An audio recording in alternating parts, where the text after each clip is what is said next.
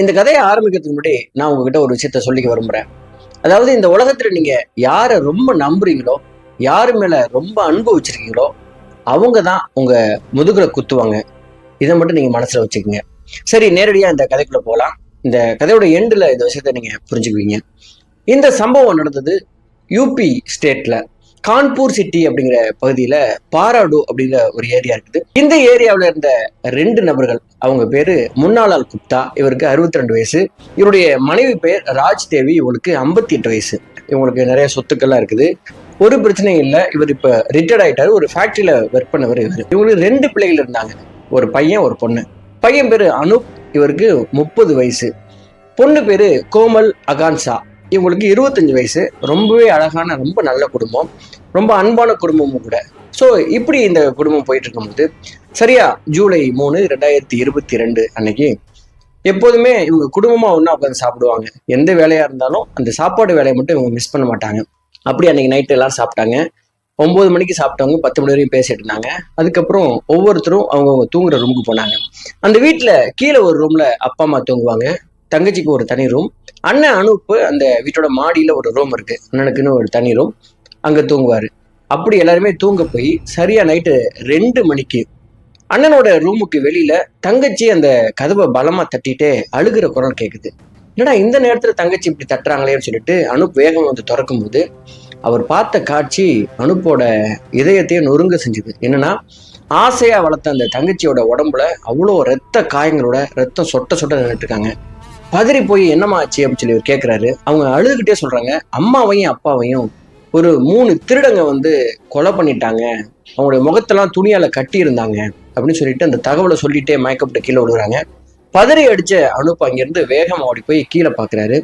அப்போ தங்கச்சி சொன்னது உண்மை. ரொம்ப கொடூரமா கழுத்தறுக்கப்பட்டு அம்மாவும் அப்பாவும் கீழே ரத்த வெள்ளத்துல கிடக்குறாங்க. இதை பார்த்து அலறி அடிச்ச அனூப் கத்துன கத்துல அந்த தெருவில் இருந்த அத்தனை ஜனங்கள் அங்கே கூடி போயிட்டாங்க. லோக்கல் போலீஸ் ஸ்டேஷனுக்கு ஃபோன் போகுது. சரியா 3:30 மணிக்கு போலீஸ் டீம் அங்கே வர்றாங்க. வந்து அவங்க செக் பண்ணும்போது முன்னாலும் உங்க மனைவி இறந்துட்டாங்க அப்படிங்கிற தகவல் தெரிஞ்சு அவங்க 2 பேரும் பாடியையும் அங்கே இருக்கிற கவர்மெண்ட் ஹாஸ்பிட்டலுக்கு அட்டாப்சிக்காக அனுப்பி வைக்கிறாங்க. அதுக்குள்ள ஃபோரன்சிக் டிபார்ட்மெண்ட் வந்து அங்கே இருக்கிற எல்லா தடயங்களும் சேகரிக்க ஆரம்பிக்கிறாங்க. அப்படி ஒரு பக்கம் ஃபோரன்சிக் டிபார்ட்மெண்ட் இதை சேகரிச்சுட்டு இருக்கும்பொழுது போலீஸ் தரப்புல இருந்து இங்கே என்ன நடந்துச்சு அப்படிங்கிற என்கொயரியை ஸ்டார்ட் பண்ணுறாங்க. முதல்ல அனூப் கிட்ட போய் அவங்க விசாரிக்கிறாங்க. அனூப் சொல்றாரு, நாங்கள் ஃபேமிலியாவுக்கு வந்து 9 மணிக்கு சாப்பிட்டோம், 10 மணி வரையும் பேசிட்டு இருந்தோம், அதுக்கப்புறம் அவங்கவுங்க அவங்க ரூம்ல போய் தூங்க போயிட்டோம்.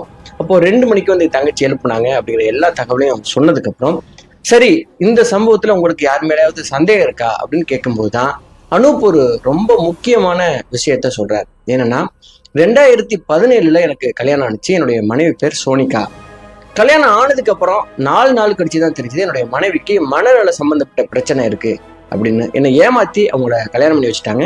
இது தெரிஞ்ச உடனே அந்த பொண்ணை நான் திருப்பி அனுப்பிச்சிட்டேன். அது மட்டும் இல்லாம எங்க 2 பேருக்கும் டிவோர்ஸ் வரும்னு சொல்லிட்டு நீதிமன்றத்திலேயே நாங்க கேஸை ஃபைல் பண்ணிட்டோம். இது பிடிக்காத என்னோட ஒய்ஃபோட அண்ணன் தம்பி 2 பேரும் அப்படிலாம் டிவோர்ஸ் வந்து சாதாரணமா கொடுத்துட முடியாது, டிவோர்ஸ் கொடுக்கறதா இருந்தா 50 லட்ச ரூபாய் பணம் வேணும் அப்படி சொல்லி மிரட்ட ஆரம்பிச்சாங்க. அந்த நாள்ல இருந்து நான் ஏன் பணம் கொடுக்கணும், நீங்க தான் எங்களை ஏமாத்திட்டு என்னுடைய வாழ்க்கையை அழிச்சிட்டீங்க அப்படின்னு சொல்லிட்டு பணம் கொடுக்கல. அவங்க தான் பண்ணியிருப்பாங்களோ அப்படின்னு எனக்கு ஒரு டவுட் இருக்குது. அது மட்டும் இல்லாம என்னோட தங்கச்சி 3 பேர் வந்ததா சொன்னா, அதுல 2 பேரு என்னுடைய மச்சா மாதிரியே இருந்ததுன்னு அவளும் சொல்லியிருக்கா, அதை மட்டும் விசாரிங்க அப்படின்னு சொல்லி அனூப் சொல்றாரு. இந்த எல்லா தகவலையும் நோட் பண்ணிக்கிட்ட போலீஸ் அந்த ரூமுக்கு வெளியில வந்து பார்த்தவங்க அங்க வாந்தி எடுக்கப்பட்டு இருந்த அந்த விஷயங்கள்லாம் பாக்குறாங்க. இது என்ன வாந்தி அப்படின்னு சொல்லிட்டு அவங்க கேட்கும் பொழுதுதான் அனூப் சொல்றாரு, நேற்று நைட்டு சாப்பிட்டது எனக்கு செரிக்கல, அதனால நான் வாமிட் பண்ணிட்டேன், சரி காலையில கிளீன் பண்ணிக்கலாம்னு சொல்லிட்டு அப்படியே விட்டு வச்சுட்டேன் அப்படிங்கிற தகவலை சொல்றாரு. சரி எதுக்கு இருக்கட்டுமே சொல்லிட்டு ஃபோரன்சிக் டிபார்ட்மெண்ட்ல இருந்து அந்த வாமிட்லயே சில சாம்பிள்ஸை கலெக்ட் பண்ணிக்கிறாங்க. அடுத்து இந்த கோமல் கிட்ட என்கொயரியை ஸ்டார்ட் பண்றாங்க. கோமல் அண்ணன் கிட்ட என்ன தகவல் சொன்னாங்களோ, நைட்டு என்ன நடந்துச்சோ அந்த விஷயத்த அப்படியே அவங்களும் கன்வே பண்றாங்க. ஸோ இந்த விஷயத்துல யாருக்கிட்ட இது என்கொயரியை ஸ்டார்ட் பண்றது அப்படின்னு போலீஸ் முடிவு பண்ணாங்கன்னா, அவங்க மச்சான் 2 பேர் இருந்தாங்களே, அவங்க கிட்ட இருந்து என்கொயரி ஸ்டார்ட் பண்ணலாம்னு சொல்லிட்டு ஒரு டீம் அவங்க மச்சான அதிகாலையில போய் எழுப்பி அவங்க எங்க இருந்தார் நேற்று நைட்டு, என்ன பண்றாங்கிற எல்லா விஷயத்தையும் ஒரு டீம் என்கொயரி பண்றாங்க. இது போயிட்டே இருக்கும்போது இன்னொரு போலீஸ் டீம் என்ன பண்றாங்கன்னா, சரி சிசிடிவி ஃபுட்டேஜ் ஏதாவது கிடைக்குமா அப்படின்னு சொல்லிட்டு இவங்க வீடு இருந்த அந்த தெருவில் யார் வீட்லயாவது சிசிடிவி வச்சிருக்காங்களா அப்படின்னு செக் பண்ணும்போது ஒரு நபர் தன்னுடைய வீட்டுக்கு வெளியில ஒரு சிசிடிவி வச்சிருந்தாரு. அதோட ஃபுட்டேஜ் எடுத்து அவங்க செக் பண்றாங்க. அதுல என்ன இருந்தது அப்படின்னா, சரியா 11 மணிக்கு கோமல் சொன்னது மாதிரியே அதாவது தங்கச்சி சொன்ன மாதிரியே ஒரே ஒரு நபர் மட்டும் முகத்துல துணியெல்லாம் கட்டிட்டு வேக வேகமா நடந்து போறாரு. இந்த ஃபுட்டேஜோடைய சரியா 12:17க்கு அதே நபர் மறுபடியும் திரும்பி கையில பேக்கோட போயிட்டு இருக்காரு அப்படிங்கிற அந்த ஃபுட்டேஜ் இருக்குது. இத பார்த்த போலீஸ் டீம் என்ன யோசிக்கிறாங்க அப்படின்னா, கோமல் சொன்னதுல 3 நபர் வந்ததா சொன்னாங்க. ஆனா இதுல வந்து ஒரு நபர் தான் வந்திருக்காரு. 2வது சந்தேகம், இந்த 3 நபர் அவங்க வந்து வீட்டுக்குள்ள வந்ததா சொன்னாங்கல்ல, அப்படி வீட்டுக்குள்ள உடைச்சிட்டு வந்ததுக்கான எந்த ஆதாரமும் இல்ல. கதவு உடைச்சிருக்கல, ஜன்னல் உடைச்ச மாதிரி இல்ல, வேறு எந்த வழியா வந்திருப்பாங்க அப்படிங்கிறது 2வது சந்தேகம். அதெல்லாம் விட 3வது பெரிய சந்தேகம் என்னன்னா, கோமல் 2 மணிக்கு தான் சம்பவம் நடந்ததா அவங்க அண்ணன் கிட்ட சொல்லி எழுப்பியிருக்காங்க. ஆனா இந்த ராபரி பண்ண இந்த மர்ம நபர் போன டைம்ங்கிறது 11 12:17 இந்த இடைப்பட்ட நேரத்துல தான் அந்த சம்பவம் நடந்திருக்கு. அப்படின்னா கோமல் ஏன் இதை மாத்தி சொல்லியிருக்கிறாங்க? ஸோ கோமல் சம்பந்தமா நம்ம திருப்பி என்கொயரி பண்ணணும் அப்படிங்கிற விஷயத்த அவங்க முடிவு பண்ணிட்டு கோமலை மறுபடியும் அவங்க விசாரணை வளையத்துக்குள்ள கொண்டு வர்றாங்க. ஆரம்பத்துல கோமல் எந்த தகவலையும் சொல்லலை. இவங்க அந்த கடுமையான ட்ரீட்மெண்ட் மூலமா மறுபடியும் கோமல் கிட்ட அவங்க விசாரிக்கும் பொழுது கோமல் சில உண்மைகளை இப்பதான் சொல்ல ஆரம்பிக்கிறாங்க. அதுல பெரிய அதிர்ச்சி என்ன அப்படின்னா, இந்த கோமல் முன்னாளரோட உண்மையான மகளே இல்லை அப்படிங்கிறது தான். என்ன நடந்திருக்கு அப்படின்னா, சரியா 1998 வாக்குல இந்த முன்னாளுக்கு ஒரு மகன் பிறந்திருக்கிறாரு. அந்த மகன் பேரு அனூப். அதுக்கப்புறம் அவங்களால குழந்தை பெற்றுக்க முடியாது அப்படின்னு மெடிக்கல் ரீதியா பிரச்சனை இருந்ததுனால ஸோ இவங்களுக்கு வந்து ஒரு பெண் குழந்தை வேணும், பெண் குழந்தைய வளர்க்கணும்னு சொல்லிட்டு ரொம்ப ஆசை. தன்னால பெற்றுக்க முடியாது அப்படிங்கிறனால அவங்க என்ன மாற்று ஏற்பாடு பண்றாங்கன்னா, முன்னாளுடைய தம்பிக்கு ஒரு பெண் குழந்தை பிறந்திருக்குது. அவங்க பேரு இந்த கோமல். அவங்கள 3 வயசுலயே தத்து எடுத்துக்கிறாங்க. தத்தெடுத்து சொந்த புள்ள போல அவ்வளோ அன்பா வளர்க்க ஆரம்பிக்கிறாங்க. இந்த வீட்டுல ஒரு குறையும் இல்லாம வளர்ந்த கோமலுக்கு என்ன ஒரு பிரச்சனை அப்படின்னா, இந்த வீட்டுக்கு வர சொந்தக்காரங்க எல்லாம் கோமலை கிண்டலா வம்புழுக்கிறதுக்காக ஒரு விஷயத்த அடிக்கடி சொல்லி வம்புழுக்க ஆரம்பிச்சாங்க. என்னன்னா, நீ என்னதான் இருந்தாலும் சொந்த புள்ள கிடையாது, நீ ஒரு வளர்ப்பு புள்ள தான், அதனால உனக்கு சொத்துல எல்லாம் பங்கு கிடையாது, எல்லா சொத்தும் அனூப்புக்கு தான் அப்படின்னு சொல்லி சொல்லி கிண்டல் பண்றது வழக்கம். ஆனா உண்மையிலேயே முன்னாள் ஆளுக்கும் ராஜி தேவிக்கும் சொந்த மகளை போலதான் நினைச்சிருக்காங்க. ஒரு குறையும் இல்லாம அனூப்போட அதிகமாவே செஞ்சு வளர்த்திருக்காங்க. ஆனா கோமலுக்கு அனூப் மீது ஒரு பெரிய வன்மம் இருந்திருக்குது. ஏன்னா அவன் தானே சொத்துக்கு சொந்தக்காரன், இவன் இல்லைன்னா நமக்கு சொத்து கிடைச்சிருமே, சொந்த மகளா இல்லாம போயிட்டோமேன்னு ஒரு வருத்தத்தோடய வளர்ந்துருக்காங்க. இப்படி அவங்க மனசுல ஓடிட்டு இருக்கும்போது தான் இந்த கோமல் அடிக்கடி ஷாஜகான் போர்ல இருக்கிற அவங்க சொந்தக்காரங்க வீட்டுக்கு அடிக்கடி போவாங்க. அப்படி போகும்போது அங்க இருந்த வித்யாசாகர் அப்படிங்களுடைய மகன் ராகுல் கூட இவங்களுக்கு ஒரு சின்ன நட்பு உருவாகி இருக்கு. அந்த ராகுலுக்கும் கோமலுக்கும் உள்ள நட்பு கொஞ்சம் கொஞ்சமா காதலா மாதிரி 2 பேருக்கும் சுத்த ஆரம்பிச்சிருக்காங்க. இந்த காலகட்டத்துலதான் ராகுலுக்கு கோவாவோட ஒரு வேலை கிடைச்சிருக்கு. என்னன்னா, ஆர்மில ஆம்புலன்ஸ் டிரைவரா அந்த வேலை கிடைச்சு இவர் அங்க ஷிஃப்ட் ஆகுறாரு. அங்க போனதுக்கு அப்புறமா தன்னுடைய காதலியை மறக்க முடியாம அடிக்கடி நிறைய கிஃப்ட் பணம்லாம் கொடுத்து அனுப்ப ஆரம்பிக்கிறார். அப்படி யார்கிட்ட கொடுத்து அனுப்புறாரு அப்படின்னா, ராகுலுக்கு ஒரு தம்பி இருக்கான், சொந்த தம்பி. அந்த தம்பி கிட்ட தான் கிஃப்ட் பணம்லாம் கொடுத்து அன்னைக்கு ஒன்று போய் கொடுத்துட்டு வந்துரு அப்படின்னு சொல்லி அனுப்பிச்சு விடுவாரு. இந்த ரோஹித் அந்த கிஃப்ட் எடுத்துட்டு வந்து அடிக்கடி கொடுக்க ஆரம்பிச்சிருக்கான் கோமல் கிட்ட. இங்கதான் பெரிய ட்விஸ்டே என்னன்னா, அன்னி மாதிரி பழக வேண்டிய இந்த ரோஹித் என்ன பண்ணியிருக்கான், காலப்போக்கில் இந்த கோமல் கிட்டேயே சில்மிசத்த ஆரம்பிச்சு இந்த 2 பேருக்குள்ளேயும் இப்ப கள்ளக்காதல் உருவாயிருச்சு.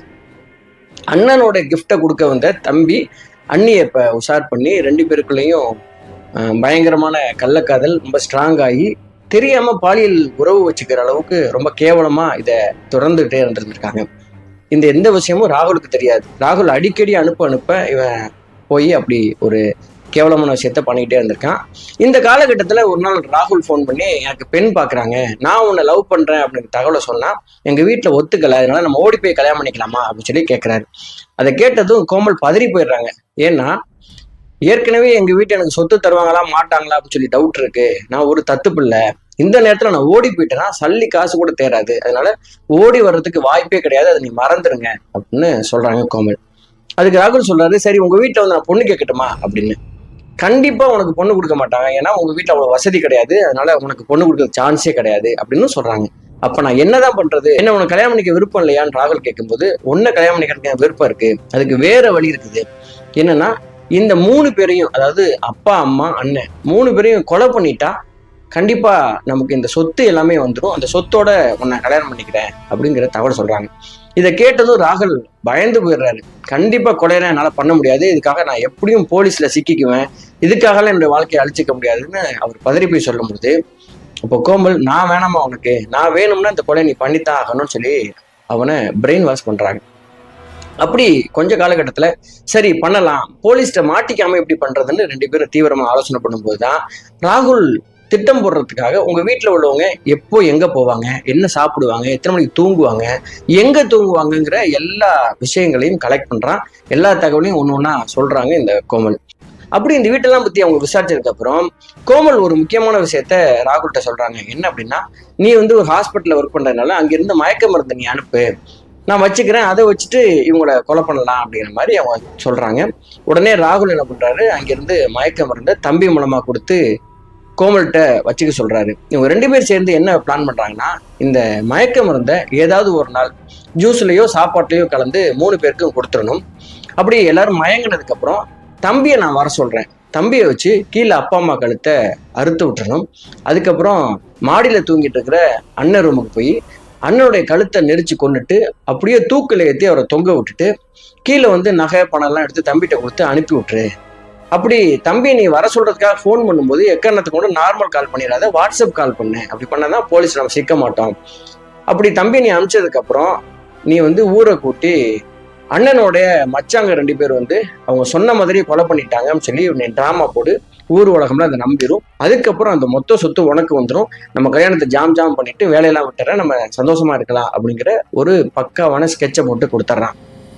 மயக்க மருந்து கையில வந்ததும் அவங்க தேர்ந்தெடுத்த அந்த நாள் தான் ஜூலை 3, 2022. அந்த நாள்ல சரியா 9 மணிக்கு இவங்க எல்லாருமே சாப்பிட்ருக்காங்க. அதுக்கப்புறம் ஒரு மாதுளை ஜூஸ்ல இந்த மயக்க மருந்து கலந்து 3 பேருக்கும் கொடுத்துருக்கா இந்த கோமல். அதை சாப்பிட்டோன்னே அம்மா அப்பா 2 பேரும் மயக்க வருதுன்னு சொல்லி போய் படுத்து தூங்கிட்டாங்க. மேலே போன அண்ணன் அனூப்புக்கு இந்த சாப்பாடு ஒத்துக்காம வாமிட் பண்ணியிருக்காரு. அதனால அவர் மயங்கலை, அவர் புரண்டுகிட்டே இருந்திருக்கிறாரு. இது தெரியாம இருந்த இந்த கோமல் ஒரு 11 மணிக்கு வாட்ஸ்அப் காலில் வெளியில வெயிட் பண்ணிட்டு இருந்த ரோஹித்துக்கு ஃபோன் பண்ணி வர சொல்லியிருக்காங்க. ரோஹித் வீட்டுக்குள்ள அவங்களே கதவை திறந்து உள்ளுக்குள்ள விட்டன, கதவை சாத்திட்டு இப்போ அந்த நேரத்துல தனிமையா நேரம் கிடைச்சிருக்கு அப்படின்னு சொல்லிட்டு இந்த கோமலும் ரோஹித் என்ன பண்றாங்கன்னா அங்கேயே உல்லாசமா இருக்கிறாங்க. அதாவது அங்க அம்மா அப்பா இருக்கிறாங்க, மயக்கத்தை இருக்கிறாங்க அப்படின்னு சொல்லிட்டு அங்கேயே 2 பேரும் உல்லாசமா இருக்காங்க. அது முடிஞ்ச உடனே எந்த ஈவிரக்கும் இல்லாம ரோஹித் தன்னுடைய கையில கொண்டு வந்திருந்த கத்தி மூலமா அம்மா அப்பா அவங்க 2 பேருடைய கழுத்தையும் அறுக்கிறான். ரத்தம் அப்படியே அங்கே குளம் போல பெருகுது. கொஞ்ச நேரத்துல மாடிக்கு போய் பார்த்தாங்கன்னா மேல தூக்கம் வராம புரண்டுகிட்டே இருந்திருக்கிறாரு. அதாவது அவருக்கு மயக்க நிலையில இல்லை, வாமிட் பண்ணதுனால. இதை பார்த்து ஷாக் ஆகி இப்ப என்ன பண்றது அப்படின்னு 2 பேருமே டிஸ்கஸ் பண்ணிருக்காங்க. உடனடியா ஒரு குயிக்கா ஒரு பிளானை போட்டிருக்காங்க கோமல். என்னன்னா, அந்த கத்தியை வாங்கி இவங்களே உடம்புல அங்கங்கெல்லாம் கிழிச்சிருக்காங்க. கிழிச்சிட்டு கீழே நகை பணம்லாம் எடுத்து கொடுத்து நீ போயிரு அப்படின்னு சொல்லி அனுப்பிச்சு விட்டு, அதுக்கப்புறம் ரொம்ப நேரம் யோசிச்சுட்டு அண்ணன்ட்ட எப்படி எழுப்பி சொல்றதுன்னு தெரியாம ஒரு 2 மணி வாக்குல அண்ணன்கிட்ட உன்னுடைய மச்சாங்க இந்த மாதிரி கொலை பண்ணிட்டு போயிட்டாங்க, தடுக்க வந்த எண்ணெயும் கையெல்லாம் கிழிச்சிட்டாங்க அப்படின்னு சொல்லி டிராமா போட்டேனே. தங்கச்சியை அண்ணன் ரொம்ப நம்பி அம்மா அப்பாவை கீழே கட்டிப்பிடிச்சி அழுது அதுக்கப்புறம் போலீஸ்கிட்ட இதே தகவலை சொல்லியிருக்காரு. இந்த தகவல்லாம் தெரிஞ்சதுக்கு அப்புறம் இந்த எல்லா உண்மையும் போலீஸ்கிட்ட சொன்னதும் தங்கச்சி தான் கொன்னா அப்படிங்கிற தகவலை கேட்டு ஆடி போயிருக்காரு அனுப்பு. ஏன்னா அவர் ஒரு சின்ன சந்தேகம் கூட தங்கச்சிக்கு இல்லை, தங்கச்சி மேல உயிரே வச்சிருக்கிற குடும்பம். இது எல்லாத்தையும் போலீஸ் ரெக்கார்டா பதிவு பண்றாங்க. கிரைம் சீனை மறுபடியும் எப்படி நடந்துச்சு அப்படிங்கிற எல்லா தகவலையும் அங்க ரீக்ரியேட் பண்றாங்க. ஆர்மியில ஒர்க் பண்ணிட்டு இருந்த இந்த ராகுலை கோவாவுக்கு போய் மும்பை போலீஸ் கைது பண்றாங்க. ஆர்மியில பர்மிஷனை வாங்கி அவங்க கோர்ட்ல கொண்டு ஒப்படைக்கிறாங்க. இந்த 2 பேரையும், இங்க இருந்த ராகுலையும் கோமலையும் கைது பண்றாங்க. இந்த 3 பேருடைய கேஸ் இன்ன வரைக்கும் போயிட்டு இருக்கு, இன்னும் தீர்ப்பு வரல. ஸோ இப்படியா இந்த குடும்பம் ஒரு பெண்ணுடைய சொத்து ஆசையினாலையும் காமத்தினாலையும் ஒரு குடும்பமே அழிஞ்ச கதை தான் இந்த கதை. இந்த கதையோட ஆரம்பத்துல நான் சொன்ன மாதிரி யார் மேல நீங்க ரொம்ப நம்பிக்கை வச்சுக்கிறீங்களோ, யார் மேல நீங்க ரொம்ப அன்பு வைக்கிறீங்களோ அவங்க தான் நம்ம முதுகு குத்துறதுக்கு தயாரா இருப்பாங்க அப்படிங்கிறதுக்கு ஒரு சொந்த தங்கச்சி மாதிரி வளர்த்த ஒரு பெண்ணு சொந்த அப்பா அம்மாவை அண்ணனை போட்டு தள்ளுறதுக்காக போட்ட பிளான் இருக்குல்ல, அதை விட பெரிய மோசமான அந்த பெண் குணம் என்னன்னா, ஒரு காதலன் இருக்கும்போது அந்த காதலனுடைய தம்பியையும் பாலியல் உறவுக்கு வச்சுக்கிட்டு அவங்களுக்கும் துரோகம். அந்த பெண் யாருக்குமே நேர்மையா இல்லைங்கிறது தான் அந்த பெண்ணுடைய கேரக்டர் இருக்குது. யாருக்குமே நேர்மையா இல்லாம எப்படி இந்த உலகத்துல வாழ முடியும்? முறையற்ற காமங்கிறது எந்த அளவுக்கு நம்மளை கொண்டு போய் எந்த எல்லையிலையும் நிப்பாட்டும் அப்படிங்கிறதுக்கு இந்த கேஸ் ரொம்ப முக்கியமான ஒரு கேஸ். சரியின் மூலம் இந்த கேஸை பத்தி நீங்க நினைக்கிறீங்க, உங்களுக்கு என்ன தண்டனை கிடைக்கும்னு நினைக்கிறீங்க அப்படிங்கிறதையும் நீங்க கமெண்ட்ல பதிவு பண்ணுங்க. மறக்காம இந்த சேனல் நீங்க சப்ஸ்கிரைப் பண்ணுங்க. நான் உங்க RS ராஜா. நன்றி, வணக்கம்.